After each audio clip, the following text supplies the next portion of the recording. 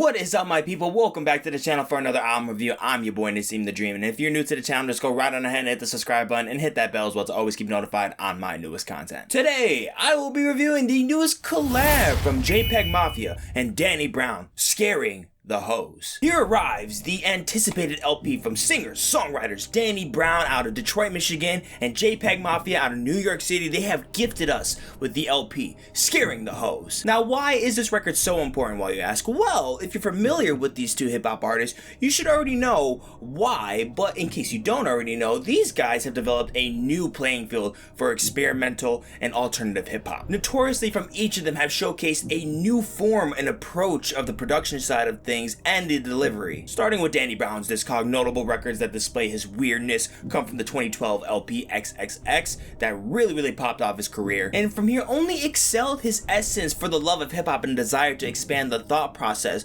for his music with records like Atrocity Exhibition, and you know what I'm saying. And if you haven't already heard these records, get to work, but they're fire. And with the mastermind behind the productive side of things, JPEGMAFIA is the entire package. This man can rap, he can sing, he can write, and he can produce some of the most wild, complex sound design you'll ever hear in hip-hop, whom, by the way, produced all the content for his solo projects and this project. The 2018 LP Veteran began a new movement that really gained traction for this kind of sound, and so on with the rest of his material. EP 1 and 2 are amazing, LP is ridiculously thrilling, and All My Heroes Are Cornballs is also a very notable record from JPEGMAFIA. And I want to mention the podcast The Danny Brown Show, specifically an episode where he actually brought on JPEGMAFIA to talk about their come-up, to reflect on how much they've really, molded and evolved into hip-hop artists, the ones that they are today. I'll be sure to add the link to the podcast to the description below so you can check it out for yourselves, especially if you really want a good laugh, because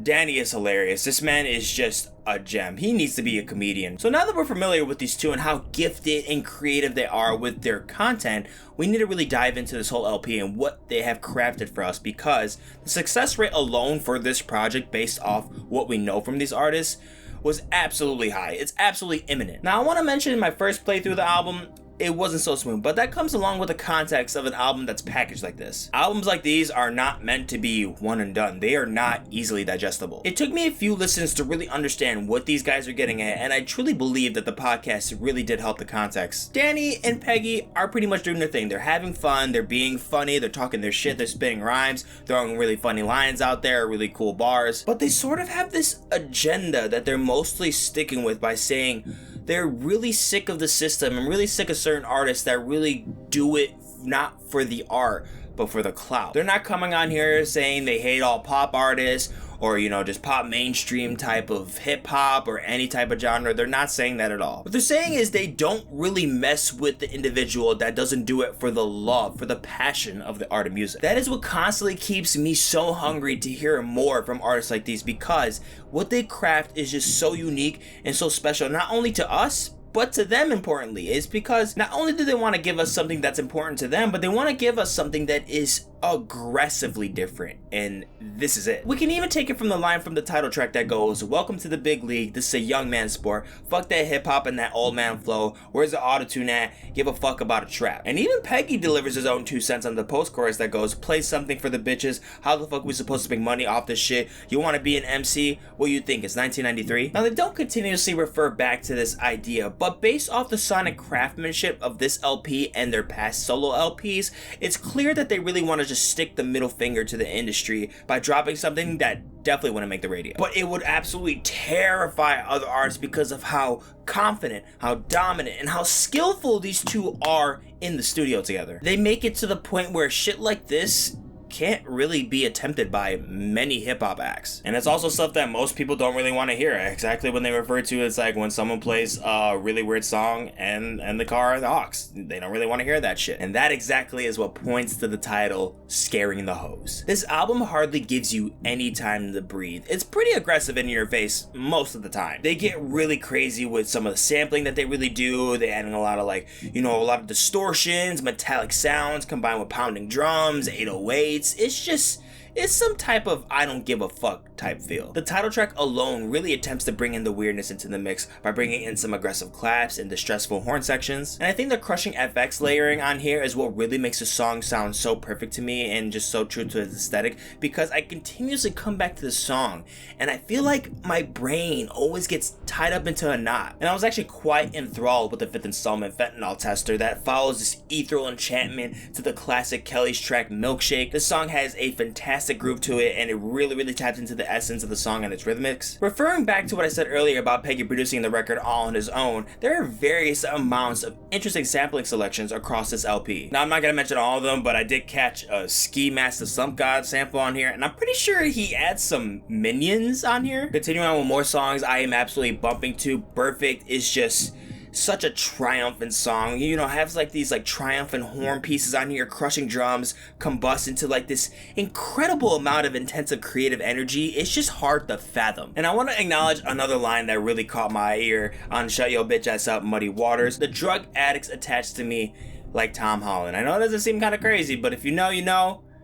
That was pretty hard. And I really do like the R&B aesthetic that they really play around with, and especially on Orange Juice, which admittedly the song doesn't really exactly seem like it fits into the concept of the album, but they really twist up a lot of the moments on here with R&B and pop music from back in the day, and I think it works in a lot of their favor. I'm gonna be a little bit more negative. The song Run the Jewels is, you know, it's just a bit short to me. It's short to the point where it's kind of unfulfilling, and it almost feels like it's somewhat unfinished. I don't necessarily come up with that conclusion when I come back to the song, because in cohesion with the rest of the album and the progression, it definitely doesn't feel like that, but on its own, it can. But the track I really struggled with is Heaven on Earth, just because of how difficult it is to really line up focus with what's really occurring in the track. There's just so much wackiness. The instrumental is just so off the rails. It's so easy to be thrown off on here, but after many listens, giving my full attention to the rappings, focusing on Peggy and Danny, it's a lot more easier to digest. Things start to fall a lot more in play, and it's definitely a lot more listenable. This is a giant freak show of a hip-hop project. You just don't know where you're gonna get next. Whether it's the relentlessness of Lean Beef Patty to the dancey musicality of Fentanyl Teaser,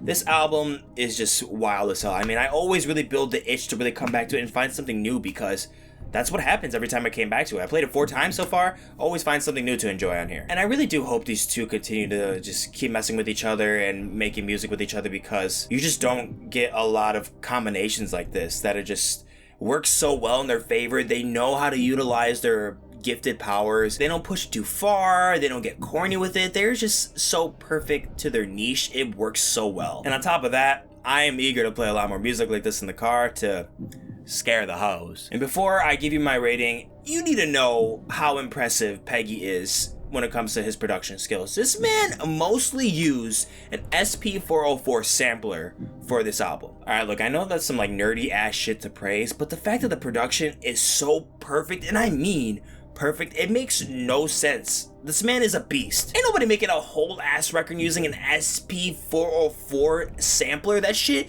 is so old school. It's cool, but it's so old school. Most people are just so used to using their DAWs. It makes shit so much more simpler and dynamic and expansive. Like, that's a skill. That is tough. Props to these two. They fucking killed it. I'm gonna give JPEGMAFIA and Danny Brown Scaring the Hoes a 93%. As always, guys, thank you so much for watching the video. If you enjoyed, go and like, share, and comment down below of what you thought of this record. Much appreciated, guys. Don't forget to check out the description for all my separate tracklist ratings for the album, more videos, and also the links on my social media accounts so you can keep with me on the daily. And I'm gonna catch you in the next one.